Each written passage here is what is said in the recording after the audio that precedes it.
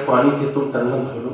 बनास एक नदी है दोस्तों जो कुंभल नदी किले के पास से बहती है, और इसी नदी के पानी का तेजाब पीकर राणा प्रताप की सेनाओं में वो रक्त खौला था कि हल्दी घाटी से लेकर दिवेर की घाटी तक के 6 युद्धों में लगातार मुगलिया सल्तनत को पटक के मारा था। तब इस देश में कोई कहता है कि अकबर द ग्रेट, अकबर महान, तो मुझ जैसे छोटी कलम को पीड़ा होती है। आज आप सब कुछ साक्षी मानकर एक उद्घोष करना चाहता हूं, साथ दे दीजिएगा तो मेरा हौसला बढ़ेगा।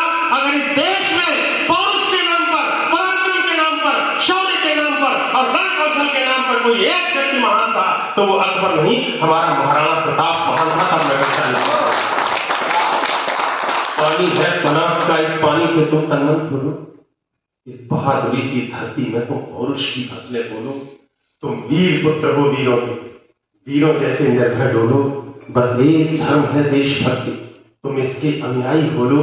है प्यार अगर इस धरती से तो फिर दोनों बाजू खोलो। बहुत संकोच में बैठे देखा मैंने आपको, सात्विक का प्रयास किया था कि एक बार जयकार सुनाई पड़े, सुनाई नहीं पड़ी। लेकिन अब ये भाव भूल जाना कि आप कितने बड़े कक्ष में बैठे हो, वातानुकूलित कक्ष में बैठे हो। श्रोता की तरह सुनना, देशभक्त की तरह सुनना, क्योंकि मुझे सुनाने की आदत पड़ी हुई। निवेदन करता हूं, पानी है बनास का, इस पानी से तुम तन मन धो लो। इस बहादुरी की धरती में तुम पौरुष की फसलें बोलो। तुम वीर पुत्र हो वीरों के, वीरों जैसे निर्भय डोलो। बस एक धर्म है देशभक्ति, तुम इसके अनुयायी हो लो। है प्यार अगर इस धरती से तो फिर दोनों बाजू खोलो। राणा चेतक के साथ साथ भारत माता की जय बोलो। कुछ लोगों की आवाज निकली है, बाकी लोग फिर संकोच करें। हाँ, मैं इस चीज में भी अड़ सकता हूँ कि फिर यही 4 पंक्तियां सुनाऊंगा जब तक आप सब नहीं बोलोगे। मैं निवेदन करता हूँ, पानी है बनास का, इस पानी से तुम तन मन धो लो। इस बहादुरी की धरती में तुम पौरुष की फसलें बोलो। जल्दी किसको भैया? अच्छा, पानी है बनास का, इस पानी से तुम तन मन धो लो। इस बहादुरी की धरती में तुम पौरुष की फसलें बोलो। तुम वीर पुत्र हो वीरों के, वीरों जैसे निर्भय डोलो। बस एक धर्म है देशभक्ति, तुम इसके अनुयायी हो लो। प्यार अगर इस धरती से तो फिर दोनों बाजू खोलो। राणा चेतक के साथ साथ भारत माता की जय। सूरज के आगे चलता हुआ उस रथ का हकवैया था। और राणा प्रताप निवेदन करता हूँ, आज बड़े के सामने हूँ, बहुत भावुक। जो सूरज के आगे चलता, आगे जिसके निकलने से प्रभा आती, जो सूरज के आगे चलता वो उस रथ का हकवैया था। जो नाव डूबती जाती थी वो उसका प्रबल खवैया था। उस नर नाहर ने मातृभूमि का पूरा कद उतारा था। राणा प्रताप मेवाड़ गगन पर चमका एक सितारा था। ये उदय सिंह राणा का सुत। उदय सिंह से परिचय होगा आपका, शायद राम कुमार जी का वो दीपदानी का अंकी पढ़ाओ, जिसमें उदय की रक्षा के लिए, बालक उदय की रक्षा के लिए एक धार अपने कलेजे के टुकड़े, चंदन का कलेजा बल्ली की नंगी तलवार के सामने रख देती है। शौर्य और बलिदान की उस परंपरा को प्रणाम करने चलता हूं। आपकी तालियां हर बार कमजोर होती हैं, बड़े नाम आते हैं तो आपकी तालियां गूंजनी चाहिए। एक बार पन्ना धाय के लिए आपकी तालियां देखना चाहिए। हाँ, ये उदय सिंह राणा का तो बचपन से ही अभिमानी था। आकाशी विद्युत का चंचल चक्रवात तूफानी था। जो जन्म लिया अंजनी कोप से वीर प्रति हनुमंता ने, वैसे ही सिंह जना था ये सिपाही जी जन। नेत्रों में बड़ा प्रहंजन था, माथे पर सूर्य चमकता था, अंतर की आभा से मानो पूरा ही पिंड चमकता था। जो बाल भास्कर भोर प्रहर से प्रतिक्षण बढ़ता जाता है, वैसे ही ये मेवाड़ राज्य का सूरज चढ़ता जाता है। जैसे जैसे भुजरंडों की मछलियां करती जाती थी, वैसे वैसे मेवाड़ भूमि की चिंता बढ़ती जाती थी। घर में थी फूटन और मुगल के रोज आक्रमण होते थे। हे चंद्र विभीषण जो खुद ही गद्दारी का विष होते थे। ये एक समय की साजिश थी, ये एक काल की साजिश थी। इस साजिश के साक्षी हो लो। राणा चेतक के साथ साथ माता की जय बोलो। एक बार मौका आएगा सब पंक्तियों के बाद साथ देते रहना दोस्त, नहीं तो मेरा हौसला कमजोर पड़ जाएगा। क्योंकि पूरे हिंदुस्तान को साथ देते देखा, मुझे ये न लगे कि फरकाबाद देश से अलग।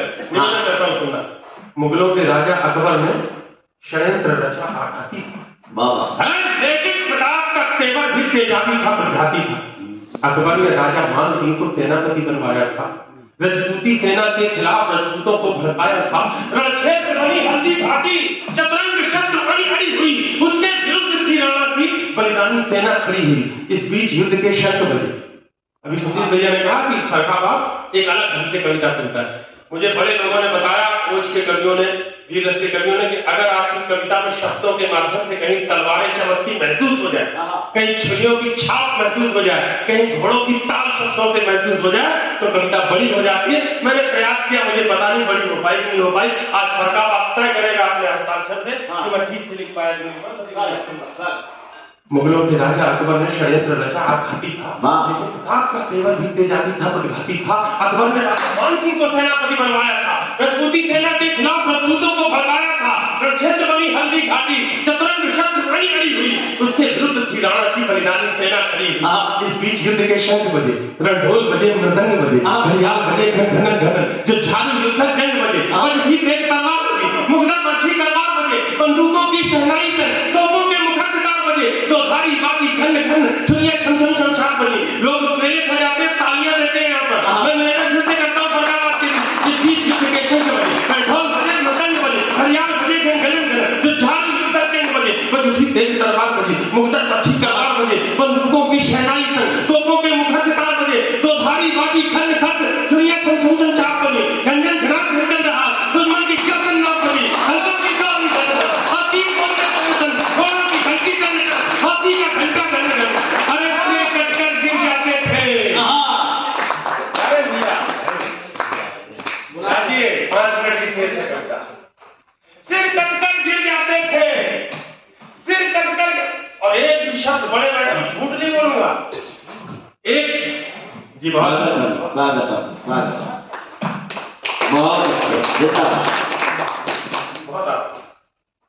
भैया पंडित के सामने मिठाई खिला रहे दूसरे हैं, मतलब समझ लो मैं भी वहीं आ जाता हूँ थोड़ी दूसरे तरीके की अवधारणा। मैंने कहा था कि मैं तपस्या और साधना की भावना में हूँ, प्रसाद करने का उसके बाद बैठे दसों की डोरी धन धन और तीर बोलते सन सन, घोड़ों की घंटी टन टन, हाथी का सुल्तान था कल्ला राठौर, जयमल राठौर, 2 लड़ाके राणा प्रताप की सेना के जिन्होंने इतिहास पढ़ा मैं पुनर्जीवित करना चाहता हूँ। कल्ला राठौर के पैर में गोली लगी, जयमल ने अपने कंधों पर रखा, दोनों योद्धाओं के चारों हाथों में तलवारें थी। हल्दी घाटी के युद्ध में चारों हाथों से तलवारें चल रही थी। मुगलिया सेना इस चमत्कार में थी, स्तब्ध थी कि कौन सा देवता लड़ने आ गया इनकी तरफ से जो चारों हाथों में तलवारें चला रहा है। दोस्तों गौरव इस बात पर महसूस करना, बीते दिनों उदयपुर में बुलाया कविता सुनाने के लिए, इसी कविता के लिए मैं दिन में घूमने निकला। मैंने बहुत से मंदिर ऐसे देखे जिसमें कल्ला राठौर और जयमल राठौर की मूर्तियां देवता के रूप में लगी हुई थी। अपने वीर पुत्रों को भगवान मानने वाली इस संस्कृति को प्रणाम करता हूं। सिर कटकर गिर जाते थे, सिर कटकर गिर जाते थे, पर लोथे ही अड़ती रहती थी और कहीं बिलक घर से होकर बस बाजू लड़ती रहती। बाजू लड़ती क्या कहे जिंदाबाद, अभिनंदन अभिनंदन, जय जय। सिर कटकर गिर जाते थे पर लोथे ही अड़ती रहती थी और कहीं बिलक घर से होकर बस बाजू लड़ती रहती थी। अरे जिसको भगोड़ देता चेतक उसका पत्थर कट जाता था, जिसको भाला घुस जाता था वो बारे सा फट जाता था। वो नीले घोड़े का सवार, नीला था अपना चेतक, वो नीले घोड़े का सवार तूफान दिखाई देता था। अब तालियां रोकना। वो नीले घोड़े का सवार तूफान दिखाई देता था, जिस ओर निकल जाता चेतक शमशान दिखाई देता। बहुत अच्छे, जिस ओर निकल जाता चेतक शमशान। प्रणाम करता हूँ, आपने इतना आशीर्वाद दे दिया, एक आशीर्वाद तो मंचों को ऐसा दे दिया हम लोग मतलब मुक्त रहते हैं कि ये संस्कृति अगर आ रही है तो कल हमारी कविता सुरक्षित है। बहुत प्रणाम करता हूँ। वो नीले घोड़े का सवार तूफान दिखाई देता था, जिस ओर निकल जाता चेतक शमशान दिखाई देता था। राजपाल भैया मुझे साथियों ने बताया कि बहुत कम बजट है जब भैया आप दिल्ली जाते हो, लेकिन यहाँ थोड़ा सा कुछ लोगों ने कह के दिए भी नहीं है थोड़ा सा दिक्कत है। मैं आपके राजपाल भैया बहुत कम बजट में एक कवि तो हूँ ही लाया हूँ, आप लोग कहते हो कवि हूँ, मैं थोड़ा और ला रहा हूँ राजस्थान और इसी हॉल में ला रहा हूँ। शादी ब्याह में भी आता है तो 2500 5000 ले, मैं मुफ्त में ला दूं। हाँ। लेकिन बस रुपए की न्यौछावर मत करना, तालियों का साथ दे देना। अगर लगे कि यार ये पंक्ति बड़ी जादू भरी हो गई, मैं कोशिश करता हूँ सुनना। वो नीले घोड़े का सवार तूफान दिखाई देता था, जिस ओर निकल जाता चेतक शमशान दिखाई देता था।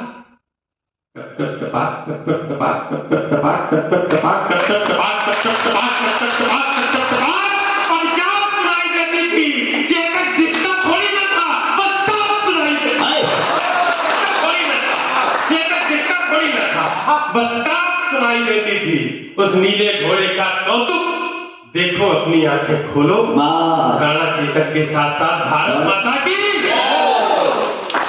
भैरव बन गया त्रिशूल। समय की मर्यादा है, मैं बहुत टिप्पणियां नहीं कर रहा हूँ, सीधे सीधे बहुत तेजी के साथ कविता पढ़ा। भैरव बन गया त्रिशूल और दोधारी चंडा बन बैठी। फिर रक्त बीज बन गए मुगल बर्छी। मैं इस माला का इंतजार नहीं कर रहा। वाह वाह, स्वागत है। माला माल हो गया, माला माल तो हो ही जाएंगे। भैरव बन गया त्रिशूल और दोधारी चंडा बन गया। फिर रक्त बीज बन गए मुगल बर्छी चामुंडा बन बैठी। बैरी को तक्षक फेंकता फुंकार बन गया था चेतक। थी सूखी घास मुगल सेना अंगार बन गया था चेतक। एक पंक्ति और माँ के दान में मिली। निवेदन मैं करता हूँ। एक योद्धा था सुल्तान खां, कुछ लोग बहलोल खां भी कहते हैं, कोई कहता दिवेली घाटी में थे, कोई कहता इसमें थे। बहुत दुर्धर्ष योद्धा, 7.5 फुट का, मुझसे भी 1.5 फीट लंबा। ये कहानी लिखी हुई है ऐतिहासिक ग्रंथों में कि सनातन के बच्चों को देखता था, हिंदुआ बच्चों को देखता था तो मुंडी ऐसी करके दबा के चकनाचूर कर देता था। बहुत ज्यादा उसके अंदर आक्रोश भरा रहता था। अकबर ने सोचा कि सुल्तान खां से कौन जीतेगा, इसको भेजते हैं राणा के सामने। दोस्तों, गौरवान्वित होना, हल्दी घाटी के युद्ध में राणा के सामने फंसा।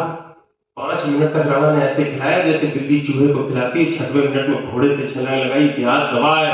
तलवार का एक प्रहार किया, सिर कवच, सिर का कवच कटा, माथा कटा, नाक कटा, मुंह कटा, धड़ कटा। घोड़े के भी 2 टुकड़े धरती में पड़े थे। उस मार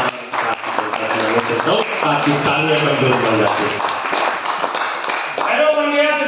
दोधारी चंडा बन बैठी। फिर रक्त बीज बन गए मुगल बर्छी चामुंडा बन बैठी। बैरी को तक्षक फेंकता फुंकार बन गया था चेतक। सूखी घास मुगल सेना अंगार बन गया था चेतक। हिम्मत हो तो साथ देना। अक्खा हिंदुस्तान में कई बार कुर्सियां छोड़ करके प्रणाम किया इस पंक्ति को। आज फटावाद को नमन करने चलता हूँ। अंगार बन गया था चेतक। अरे मुगलों की अभिमानी घुड़की पल में पुकार हो जाती थी। जब तक वो अल्लाह कहते थे तलवार बहुत प्रणाम करता हूँ, फटावाद नमन करता हूँ। पंक्तियों की आप इज्जत रखिए। मुगलों की अभिमानी घुड़की पल में पुकार हो जाती थी। जब तक वो अल्लाह कहते थे तलवार पास हो जाती थी। बैरी के सर पर था चेतक, हाथी के ऊपर था चेतक, आंखों के आगे था चेतक, छाती के भीतर था चेतक। थल में चेतक, जल में चेतक, छल में चेतक, बल में चेतक। लोगों की नदियां बहती थी, नदियां की कलकल में चेतक। पानी पर चेतक दौड़ रहा, चेतक चलता अंगारों में। पानी पर चेतक दौड़ रहा, चेतक घुस गया विचारों में। अरे राणा का होता बार अगर नमन करता हूँ फटावाद ऐसे सुनने वाले चाहिए। आधी पंक्ति आपसे सुननी है मुझे। बहुत शांति से आपने कभी सम्मेलन सुना, मैं कुछ हुंकारे सुनना चाहता हूँ। आधी पंक्ति रवि भाई पढ़ूंगा, राजपाल भाई आधी पंक्ति पढ़ता हूँ, आधी पंक्ति आपसे सुनना है। कनेक्ट हुए तो बिना मेरे बताए कहोगे, कनेक्ट ना हुए तो कविता ऊपर से निकल जाएगी। राणा पर होता बार अगर तो तुरंत झुकाई देता था अपना चेतक। तैयार होगा आगे की बात बोलने के लिए। आप जोर से बोलोगे। निवेदन कवि, आप तो कवि है, आप तो कवि के बाप। राणा पर होता बार अगर, राणा पर होता बार अगर तो तुरंत झुकाई देता था। यदि यहाँ डूब जाता चेतक वहां दिखाई देता था। बहुत अच्छे। राणा पर होता बार अगर तो तुरंत झुकाई देता था। यदि यहाँ डूब जाता चेतक तो वहां दिखाई देता था। एक पंक्ति जो बड़े चरणों को बारंबार प्रणाम करने के बाद मेरे हिस्से आई। राणा पर होता बार अगर तो तुरंत झुकाई देता था। यदि यहाँ डूब जाता चेतक तो वहां दिखाई देता था। मेवाड़ विजय के रास्ते में खुद का तन रोड़ा बना दिया। जादूगरी देखना, मां की कृपा मिलती है तो पंक्ति कैसे उद्वेलित करती है। राणा पर होता महाराज तो तुरंत झुकाई देता था, यदि यहाँ डूब जाता चेतक तो वहां दिखाई देता था। मेवाड़ विजय के रास्ते में खुद का तन रोड़ा बना दिया, चेतक योद्धा बन गया और मुगलों को घोड़ा बना दिया।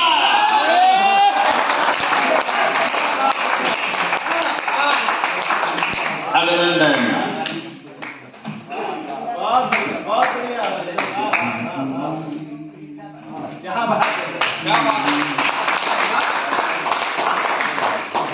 बहुत अच्छे, जिंदाबाद। अभिनंदन अजय भाई।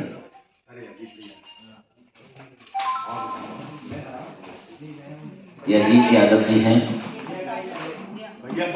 ये राजमहल भैया। अपने बेटे की शादी करने आऊंगा फ्री में देना। मेवाड़ विजय के रास्ते में खुद का तन रोड़ा बना दिया। आप कहने चेतक योद्धा बन गया मुगलों को और मुगलों को घोड़ा बना दिया। चेतक कहता रणचंडी से, चेतक कहता रणचंडी से, आओ अपना खप्पर धो लो। राणा चेतक के साथ साथ भारत माता की जय बोलो। आंधी मर्जी से पांव उठाता था राणा के एक इशारे पर चेतक फौरन मुड़ जाता था बैरी सेना के सागर में। चेतक तैराकी करता था, जाते जाते मुड़ जाता था, बेहद चालाकी करता था। जिसकी छाती पर चेतक की तगड़ी टापे पड़ जाती थी, उसके सीने में भाले थी, दोनों टांगे गड़ जाती थी। तभी अचानक मान सिंह हाथी इतवार नजर आया। राणा के सिंह चेतक की भी आंखों में खून उतर आया। राणा कोई कौतुक करते, इससे पहले वह घूम गया। अगली टांगों का प्रबल बार हाथी का मस्तक चूम गया। आघात अश्रुका भारी था, सहकर हाथी लड़खड़ा उठा। इतने में राणा का भाला विद्युत जैसा गड़गड़ा उठा। गद्दार! युद्ध क्षेत्र में खड़े हुए छत्री की हुंकार आपको पसंद आ जाए तो तालियों का इतना जोर करना कि राजस्थान तक आपकी आवाज पहुंचे। निवेदन करता हूं। इतने में राणा कोई कौतुक करते, इससे पहले वह घूम गया। अगली टांगों का प्रबल बार हाथी का मस्तक चूम गया। आघात अश्रुका भारी था, सहकर हाथी लड़खड़ा उठा। इतने में राणा का भाला विद्युत जैसा गड़गड़ा उठा। गद्दार! ठहर जा, पूर्ण हुए सब पाप तुम्हारे लगते हैं। तू भूल गया रणकौशल में हम बाप तुम्हारे, तू भूल गया रणकौशल में हम बाप तुम्हारे लगते हैं। मच गई खलबली मुगलों में, राणा राणा का शोर उठा। घनघोर समर के अंधकार में जैसे कोई घोर उठा। आगे करुणा का सागर है, इस करुणा में थोड़ा रो लो। राणा चेतक के साथ साथ भारत माता कविता का अंतिम पद निवेदित करने चलता हूं दोस्तों। ये श्रृंगार वाले कवि और हास्य वाले कवि अक्सर ये कहते हैं कि ओज के कवि, वीर रस के कवि बहुत चिंगारते हैं, बहुत चीखते हैं, बहुत हिंदू मुस्लिम करते हैं, बहुत पाकिस्तान भारत करते हैं, बहुत तीखी आवाज में बोलते हैं। दावा करता हूं फरकाबाद के अच्छे लोगों, इस बंद की एक आध पंक्ति में सांस की आवाज से पढ़ूंगा और उसी सांस की आवाज पे आपकी तालियों का विस्फोट सुनना चाहूंगा। अग्नोत्री साहब, झूठ है ये कि मेरी कविता ओज की कविता है। झूठ है ये कि मेरी कविता वीर रस की, आक्रोश की, रौद्र की, विभत्स की कविता है ना। मेरी कविता एक ट्रू लव स्टोरी है, एक प्रेम कथा है। बेशक मेरी कविता के नायक रोमियो जूलियट नहीं है, मेरी कविता में सीरी फराब नहीं है साहब, मेरी कविता में लैला मजनू नहीं है। लेकिन दो ऐसे प्रेमी हैं जो सामने आती हुई मौत को देखकर भी मोहब्बत करना नहीं छोड़ते, जो एक दूसरे को सुन नहीं सकते, समझ नहीं सकते, बोल नहीं सकते, लेकिन एक दूसरे के लिए अपने प्राण न्यौछावर करने को तैयार हैं। इससे बड़ी लव स्टोरी क्या होगी? मैं प्रेम कथा बता रहा हूं, वो उसकी कविता नहीं। अंतिम पद निवेदित करता हूं भैया आपका आशीष। राणा के प्रबल प्रहारों का न तोड़ दिखाई देता था, क्या कहना है, जिंदाबाद। न हल्दी घाटी में चेतक का जोर दिखाई देता था। संख्या बल में अकबर का दल राणा के दल से भारी था। 7/1। नौजवान दोस्तों, ये आंकड़े याद रखना। जिंदगी में कभी ये लगे आजकल क्या चलता है, लोग आत्महत्या किसके लिए कर लेते हैं? क्या हो जाता है? एंजाइटी। एंजाइटी हो जाती है, डिप्रेशन। हिंदुस्तान में डिप्रेशन, जहां राणा जैसा व्यक्ति हुआ, पूरा खजाना लुट गया, कोई साथ देने वाला नहीं, जंगलों में निकल गए, भीड़ भाड़ों के साथ रहकर साहब सेना तैयार की और उसी अकबर को पटक करके मारा, उस देश की पीढ़ियां डिप्रेशन में जाएंगी। तब निवेदन करता हूं, राणा के प्रबल प्रहारों का न तोड़ दिखाई देता था, न हल्दी घाटी में चेतक का जोर दिखाई देता था। संख्या बल में अकबर का दल राणा के दल से भारी था, हजारों घाव लगे थे, पर राणा का हमला जारी था। घिर गया शगालों में नाहर, राणा को संकट बूझ गया, क्या कहने, पर एक लिंग का हड्डीपूत दुधारी लेकर जूझ गया। इतने में झाला आ पहुंची, झाला मन्ना, झाला मानसी, बड़ी सादड़ी के रहने वाले, देखने में राणा जैसी लगने थे, लंबे चौड़े। उन्होंने जो बात कही यार, दोस्ती की क्या मिसालें ढूंढोगे आप आज की फिल्मों में, बॉलीवुड में। दोस्ती की मिसाल तो ये है कि युद्ध में आसन्न मृत्यु सामने दिख रही है, मालूम है कि आज राणा फंस गए। तब एक दोस्त आकर कहता, राणा ऐसा कर, तू अपने कवच कुंडल मुझे दे, क्योंकि आने वाले भविष्य को तुझसे उम्मीद है। तू आज निकल जा, इनसे युद्ध मैं करूंगा। साफ दिख रहा है कि आज मौत है, लेकिन अपने मित्र की मौत का वर्ण करने वाले वीर पुरुष जिस देश में पैदा हुए, उसकी मिट्टी को मैं अपने माथे पर क्यों न लगाऊं?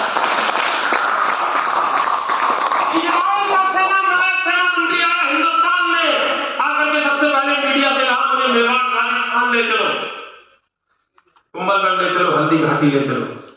एक पॉलीथीन में वहां की मिट्टी भरने लगा। पत्रकारों ने पूछा, ये मिट्टी सर इतनी दूर इजराइल ले जाओ क्यों? उसने यहाँ के मंत्री को जो जवाब दिया, आपकी तालियां थोड़ी भी कमजोर पड़ गई तो मुझे लगेगा कि बड़ी बात बेकार चली गई। इजराइल से पूछा गया मंत्री से कि तुम क्यों ये मिट्टी अपने देश ले जाना चाहते हो? उसने कहा, भाई साहब, जब मैं अपने देश से चला था, मेरी माँ ने कहा था कि हिंदुस्तान जा रहे हो, इंडिया जा रहे हो, मेवाड़ जाना, हल्दी घाटी की मिट्टी लेकर के आना, मैं अपने देश में जिससे दूं, जिससे यहाँ से राणा जैसे बेटे राणा के प्रबल प्रहारों का न तोड़ दिखाई देता था, चेतक का जोर दिखाई देता था। संख्या बल में अकबर का दल राणा के दल से भारी था, हजारों घाव लगे थे, पर राणा का हमला जारी था। गिर गया शगालों में नाहर, राणा को संकट बूझ गया, और एक लिंग का हड्डीपूत दुधारी लेकर जूझ गया। इतने में झाला आ पहुंचे, बोले राणा प्रस्थान करो, बाबा तुमसे कल को आशाएं हैं, क्या कहने, कुछ उसका भी तो ध्यान करो। राणा बोले, रण में झाला मैं इंच इंच का करता हूं, क्या कहने, पर बैच भवानी दुर्जा की मैं कभी नहीं करता। तब एक लिंग का नाम लिया झाला मन्ना ने, तब एक लिंग का नाम लिया, बेघोर शपथ झाला बोले, दुश्मन का फौज लिया। आंखों में अगर पानी की बूंद आए तो पहुंचना मत दोस्त, ये मेरी कविता पर आपके हस्ताक्षर होंगे जिसे जिंदगी भर पूरे हिंदुस्तान में लेकर जाऊंगा। इतने में झाला आप मुझे बोले, राणा प्रस्थान करो, तुमसे कल को आशाएं हैं कि उसका भी तो। राणा बोले, रण में झाला में इंच इंच, पर पैच भवानी तुलजा की मैं कभी नहीं अटकता हूं। तब एक लिंग का नाम लिया, बेघोर शपथ झाला बोले, दुश्मन का फौज लिया, होकर लखपत झाला बोले, इनको मैं धूल चढ़ा दूंगा। देखो तुम कल के मंगल को बाबा झाला ने कसम दिलाई तो राणा चल निकले जंगल को। बढ़ते बढ़ते राणा मग में 21 गज का नाला आया, बाबा चेतक का तन था लस्त पस्त, लेकिन जैसे झाला आया अपनी पूरी ताकत समेत चेतक फल्लांग लगा बैठा। क्या कहने, राणा की रक्षा करने को अंतिम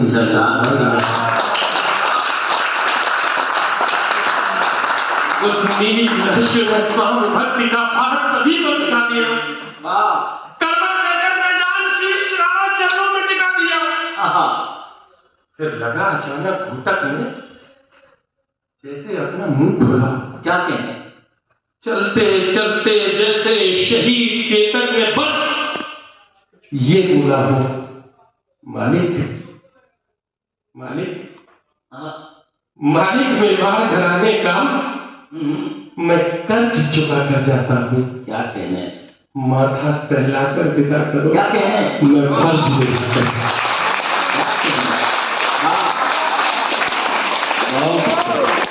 अभिनंदन। बस एक प्रार्थना है, बस एक निवेदन है, बस एक याचना है स्वामी, दुश्मन का शत्रु का सिद्ध षड्यंत्र न हो, जब तक चेतक की याद रहे मेरा मेरा प्रसन्न न हो।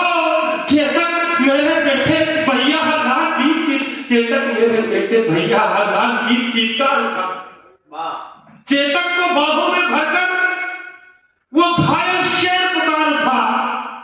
चेतक तेरी बलिदान कथा हिंदुस्तान भी गाएगा, बाबा गाएंगे श्याम नारायण भी, बाबा हर नौजवान भी गाएगा। जिंदाबाद। चेतक तेरी सौगंध मुझे 600 वर्ष तक अगर राजस्थान की गूंज ने आपके कानों में आवाज दी हो, दस्तक दी हो, और इस एक वचन को हल्दी घाटी के युद्ध से लेकर आज तक सिसोदिया मंत्री ने निभाया हो, तो तालियां देना। मतलब चेतक, चेतक तेरी सौगंध मुझे दुश्मन का नाम नहीं होगा। क्या बात है। जब तक ये राणा जिंदा है बाबा मेवाड़ गुलाम नहीं होगा।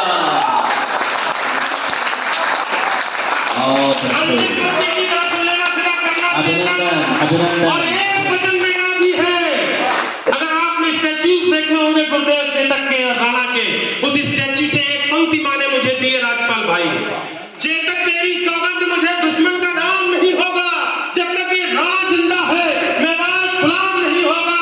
और एक वचन मेरा भी है, जिसकी प्रतिपूर्ति नहीं होगी चेतक, तेरे बगैर राणा की कोई मूर्ति नहीं। और अभिनंदन। अंजाम अजय की विनती है, सर अंतिम बार इस मंच से अंजाम अजय की विनती है, अब तो दोनों बाजू खोलो।